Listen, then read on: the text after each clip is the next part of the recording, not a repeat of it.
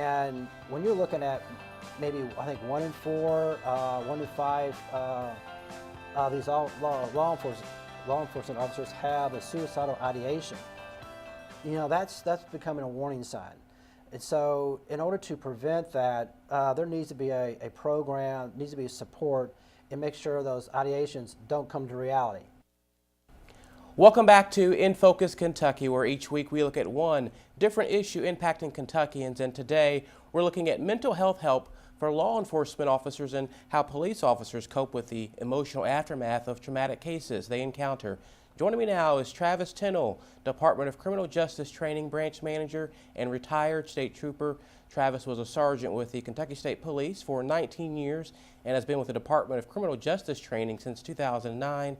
Thanks so much for joining us. Thank you for having me.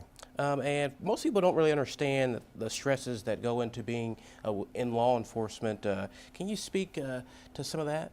Well, I think the fact that 140 police officers killed themselves across the country last year speaks to that point, just the stress of the job.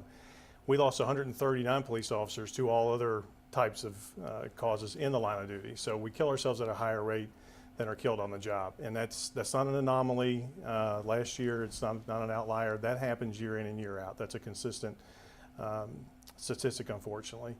The average officer that killed themselves is about 42 years old and has about 16 years on the job.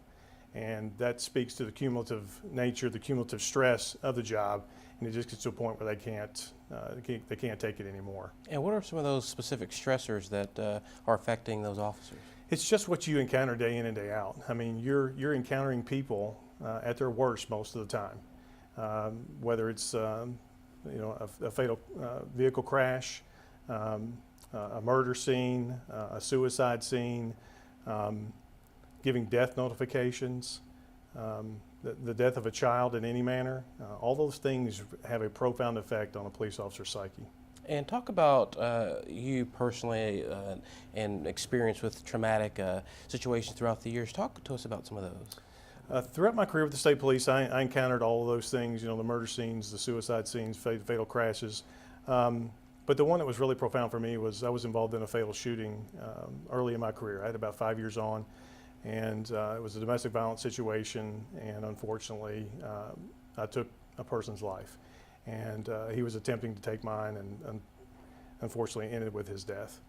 The state police, did a great job training me to deal with that event, but I wasn't prepared for what came afterwards. I remember a conversation I had with one of my very good friends, probably within a year before that, and we were just asking each other, "Do you think you could kill somebody?" And I remember when Dwayne asked me that, with a little hesitancy, I said, "Well, I think I can. If it's between me and him, I believe I can." And you just really don't know until that situation, until you're faced with it. But then afterwards, you have to think about the finality of that what you've done, and it impacts you on a spiritual level and an emotional level, obviously. And that's one thing that police training has been devoid of throughout my entire professional career, is just how do we handle the aftermath. And I struggled after my shooting. I thought about quitting, and I was on my way out, and I had one individual that I stopped to talk with that I trusted, and I had a really good talk with him, and I was good to go from there on.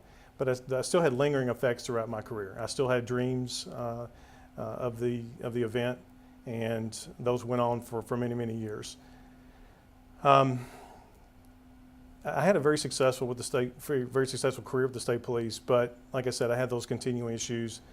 And then the thing that kind of got me started on thinking about what can we do to make this right is, as a trainer at the academy, I had an individual come through 2 weeks out of the academy. He's involved in a fatal shooting. I gave him a couple days. I called and talked with him and just asked him how he was doing. And his words to me were, "You guys did a great job preparing me to deal with the event, much like the state police had done for me." He said, "But you did nothing to prepare me for the aftermath that ensued." And he was in a really bad place. And I thought to myself, this 20 years after the fact of my shooting, and we're doing nothing any better than what was done for me after my shooting. And it's just it's a part of the culture of police officers, the macho bravado, we're tough, we can take anything. And the fact that we kill ourselves at a higher rate than we're killed in the line of duty tells us that obviously we're not. I was lucky enough to hear about post-critical incident seminar and another training, and the agency sent me to South Carolina to actually observe it. And when I got down there, the director of their training is Eric Skidmore, and Eric, when he found out that I had my own critical incident, he allowed me to sit at the table and participate. During that PCIS, those 3 days, we were in a small group, and they put you in small groups based upon the event that you're involved in. And so I'm in a room of 12, 13 other police officers who've been involved in fatal shootings. And that's when one of the gentlemen beside me, who was actually a Missouri State Trooper, who said, he mentioned dreams. And I had normalized my dreams. I mean, they impacted me negatively sometimes they didn't. But it was always on my mind about having these dreams. When he mentioned, I asked him what kind of dreams he had, and they were just like mine. And I said, well, I've had those dreams for 20 years. And so they put me in touch with a mental health professional at the PCIS. And for the first time in 20 years, I actually sat down with a mental health professional and talked about my event. That's how hard-headed we are about seeking help. During that interaction with the mental health professional, I received some therapy, and I've not had a dream since. And so the therapy that we offer at PCIS is very powerful, and it has literally saved officers' lives. And how would you say the family component factors into this? And during that training, was there any training on that? Yes, spouses and significant others are invited to come because we understand the importance of that support network at home. A lot of times, police officers, we don't want to share the events of our day because some of the things we do see are very troubling, and we don't want to go home and involve our spouses with all the details because we don't want them to worry any more about us than they already are. So what that usually does is drives a wedge between you and your spouse. Police officers have I think 4 times the rate of divorce than the general population.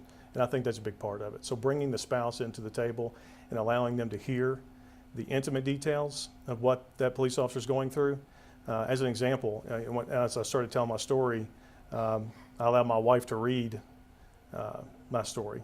And it was in some promotional materials that we put out. That's the first time she'd ever heard some of that stuff. And so I kept it from her for 20 years because I'm trying to protect her. And she was very upset because she didn't allow me to be a part, or I didn't allow her to be a part of of that process of me healing. And so it drives a wedge. And it adds a special nuance when you have your spouse or significant other sitting there beside you, because they're going to tell you things that you're not aware of. The fears that they have and the anxiety that they have, we're not aware of it either. So it helps bring the two together and helps open a line of communication that is very, very, very healthy.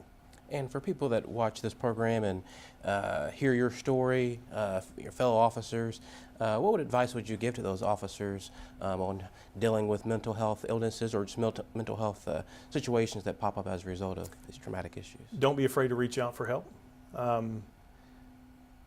I think Kentucky law enforcement was involved in over 30 shootings last year. If you're involved in a life and death situation, whether it's a shooting or whatever, it's going to impact you emotionally. And to the law enforcement leaders, that's something that we try to preach to them. If your officer's involved in something like that, seek out help for them, because they're going to tell you that they're fine, because that's what's expected of them from the culture. You go through these heinous events, and you're just supposed to come out on the other side and be unscathed. And it's just not natural. We are people just like everybody else, and when we're involved in those life and death situations, we have reactions to those things, and those are normal reactions to abnormal events, and sometimes we need help negotiating those things. And so if you need help, please ask for help. We finally have a process in Kentucky, thanks to Representative Fleming and the leaders of Department of Criminal Justice Training, to bring that holistic approach to law enforcement training. And with that being said, with 2018 here, what do you hope is accomplished in regards to this particular topic? Well, I hope that the Senate passes Representative Fleming's legislation, and I'm looking forward to the governor signing it, because it'll make it easier for us to provide this training, because it will. The one thing the bill does that's very, very, very important, and allows us to have confidential conversations within that training. So when you get into mental health interactions with police officers and peer interaction with police officers, then those conversations have to be protected by confidentiality. So once we get that, I think the sky's the limit on this. And I think the paradigm is shifting in law enforcement as we look at some of these things, as we realize that police officers in Kentucky have killed themselves, that we're not isolated from this thing, that we have to address it. Well, Travis, we really appreciate you making time to share your story with us, and also your work you're doing to kind of help push this issue and awareness out there. Thank you for the opportunity. Coming up after the break, we'll be joined by mental health therapist Tiara Holt about why mental health maintenance is so important for a high-stress job such as being a police officer. Stick with us. You're watching In Focus Kentucky.